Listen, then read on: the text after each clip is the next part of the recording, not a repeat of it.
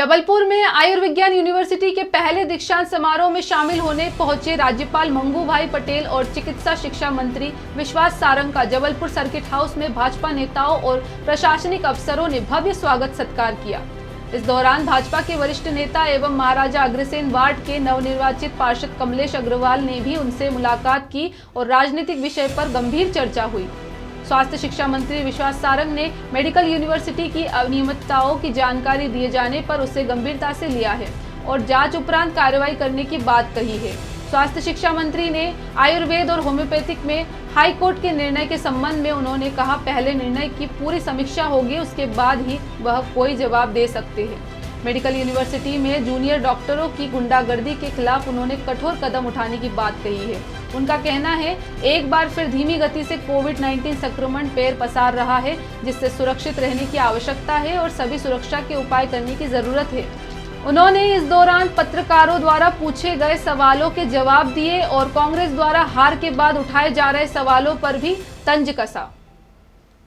दीक्षांत कार्यक्रम है, ये प्रसन्नता की बात है कि मेडिकल यूनिवर्सिटी का ये एक बहुत ही गरिमापूर्ण कार्यक्रम आयोजित हुआ है और हम सबका सौभाग्य है कि हमारे आदरणीय राज्यपाल जी का हम सबको आशीर्वचन मिलेगा। निश्चित रूप से हमारे मेडिकल स्टूडेंट्स के लिए एक बड़ा कार्यक्रम है।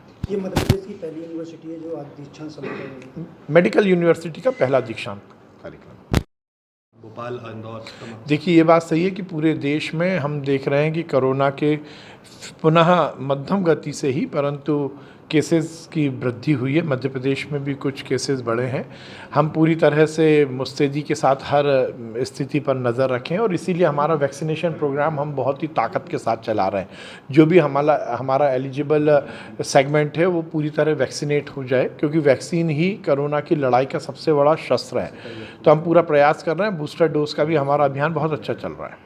सर, लगातार बीजेपी ने जीत दर्ज की है। कल जिला ये कल का दिन और विगत 15 दिनों में भारतीय जनता पार्टी के पक्ष में जनता ने जो विश्वास दर्ज किया है उसके लिए मैं जनता का बहुत धन्यवाद देता हूं। निश्चित रूप से गांव से लेकर शहर तक हर जगह केवल और केवल कमल है। ये हमारे लिए सौभाग्य की बात है कि मध्य प्रदेश की जनता भारतीय जनता पार्टी को पूरी तरह से प्यार देती है, स्नेह देती है और उन्होंने जो हमें काम दिया उस जिम्मेदारी का हम पूरी तरह से निर्वहन करेंगे। यहाँ पे जिक्र किया है। देखिए, जिस प्रकार से दिग्विजय सिंह जी ने लोकतंत्र को तार-तार किया है और जिस प्रकार से इतने वरिष्ठ नेता होने के बाद भी वो 2 बार एक सूबे के मुख्यमंत्री रहे, वो अभी अपर हाउस के मेंबर हैं, वो राष्ट्रीय महामंत्री रहे कांग्रेस पार्टी के, उसके बाद भी उन्होंने जिस प्रकार से गुंडागर्दी की, जिस प्रकार से कल जिला पंचायत भोपाल के चुनाव को प्रभावित करने का काम किया। पहले तो उन्होंने हमारे कैंडिडेट नामांकन ना भर पाए इसकी कोशिश की, गुंडों के साथ इकट्ठे हुए, भीड़ इकट्ठी की। वहाँ पर दिग्विजय सिंह का क्या काम?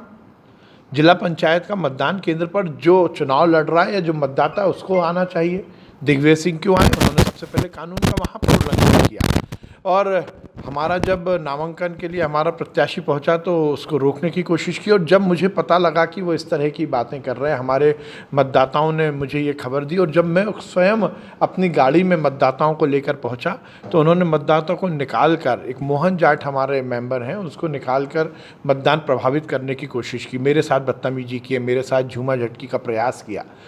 तो जिस प्रकार से उनका बर्ताव है, ये इससे बड़ा दुर्भाग्य और कुछ नहीं हो सकता। मैंने आज सोनिया गांधी को पत्र लिखा है कि दिग्विजय सिंह को गुंडा कांग्रेस का अध्यक्ष बना देना चाहिए, क्योंकि विगत दिनों भी हमने देखा जवानों के साथ लड़ाई लड़ते हुए उनकी फ़ोटो सामने आई। कल भी एक CSP उमेश तिवारी हैं, उनकी गिरफ्तार पकड़कर उनके साथ उन्होंने मारपीट की। ये कानून के दायरे में आता है।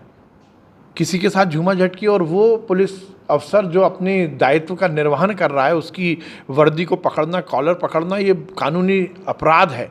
ये गुंडागर्दी, बदमाशी दिग्विजय सिंह की आदत हो गई है। इसलिए सोनिया गांधी को चाहिए कि उन्हें गुंडा कांग्रेस का अध्यक्ष बना दें। गुंडागर्दी उनकी चलेगी नहीं। मद्रास हाई कोर्ट ने एक फैसला दिया कि होम्योपैथिक और आयुर्वेदिक दोनों अपनी पैथी के साथ साथ एलोपैथिक से इलाज कर सकते हैं। मध्य प्रदेश में भी मांग उठ रही लगा था। अब क्या कोर्ट ने निर्णय दिया इसकी मेरे को जानकारी नहीं है, उसका संज्ञान लेके ही कोई बात कहना उचित होगा। मेडिकल यूनिवर्सिटी में कई अनियमितता के आरोप लग रहे हैं। अभी हाल ही में एक आरोप लगाया गया है कई बार पास किया गया है। जो छात्र है वो यदि इस तरह की कहीं भी कोई बात होगी, जांच की जाएगी और जो तथ्य होंगे उस हिसाब से कार्रवाई होगी। जिस तरीके से मध्य प्रदेश में जबलपुर अब देखिए, ऐसे जवाबी जमा खर्च से काम नहीं चलता। किसने दिए, कहाँ दिए, कैसे दिए। अब हार गए तो आप इस तरह की बात देखिए, कांग्रेस की ये मानसिकता हो गई है। जीत जाते हैं तो कहते हैं हमारी उपलब्धि है, और हार जाते हैं तो कभी ईवीएम पर आरोप, कभी चुनाव आयोग पर आरोप। अब जो कल चुनाव हुए ये तो वैलिड पर हुए, अब इसमें ईवीएम नहीं आई तो अब 30 लाख की बात करने लगे, 25 लाख की बात करने लगे, खरीद फरोख्त की बात करने लगे। मतलब मैं करूं तो प्यार और तुम करो तो लफड़ा। सर आज जबलपुर से आशीष बात्रे की रिपोर्ट।